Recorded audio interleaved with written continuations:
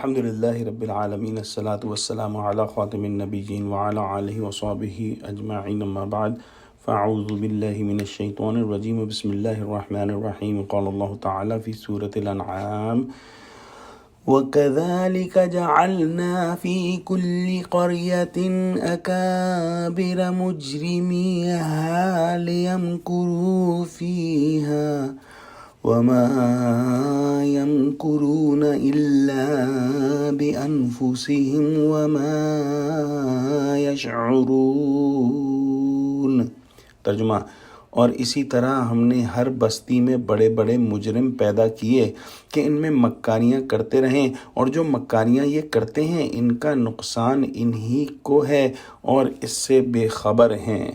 اللہ سبحانہ تعالی ہمیں محفوظ رکھے، لیکن یہ نہایت اہم ہے سمجھنے کے لیے کہ خبیث لوگ اللہ سبحانہ تعالی کے اذن سے ہی خباثت کرتے ہیں۔ جو مجرم ہیں وہ اللہ سبحانہ تعالی کے اذن سے ہی جرم کرتے ہیں۔ اگر اللہ سبحانہ تعالی کا اذن نہ ہو، اللہ سبحانہ تعالی کی مرضی نہ ہو اور اللہ سبحانہ تعالی کی طرف سے اجازت نہ ہو تو کوئی مجرم جرم نہ کر سکے۔ اللہ کے اذن، اللہ کی مرضی اور اللہ کے حکم کے بغیر تو پتہ بھی نہیں ہل سکتا اپنی جگہ سے۔ لہٰذا یہ اللہ سبحانہ تعالی کا قانون ہے کہ اللہ سبحانہ تعالی نے خیر و شر کی قوتیں پیدا کی ہیں، لیکن خیر و شر کا عمل زور زبردستی سے نہیں ہوتا۔ اللہ سبحانہ تعالیٰ نے ہر انسان کو خیر اور شر کے راستے صاف صاف دکھا دیے ہیں۔ انسان اپنی مرضی سے خیر و شر کا راستہ قبول کرتا ہے، لیکن جو لوگ جرم کا راستہ قبول کرتے ہیں اور جرم میں بڑھنا چاہتے ہیں، اللہ سبحانہ وتعالیٰ ان کو بڑھنے دیتا ہے۔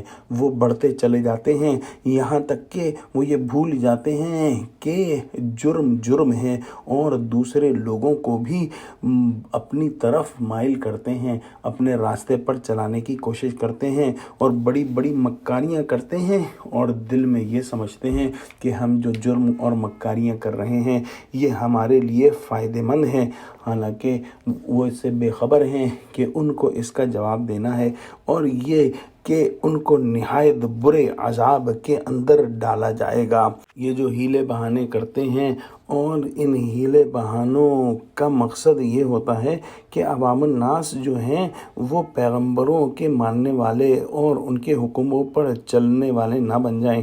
جیسا کہ فرعون نے معجزہ دیکھا تو اس نے ہیلا نکالا کہ سحر کے زور سے حضرت موسیٰ علیہ السلام اور ان کے ساتھی سلطنت لینا چاہتے ہیں، لیکن ان کے اس ہیلے اور داؤ پیچ پر پکے جو ایماندار ہیں وہ نہیں آتے اور ان پر بس نہیں چلتا۔ یہ ہیلا کرنے والے اپنی عاقبت ہی خراب کر کے خود اپنا ہی نقصان کرتے ہیں، جس کا احساس انہیں اس وقت نہیں ہوتا بلکہ اس وقت ہوگا جب عذاب کے لیے پیش کیے جائیں گے۔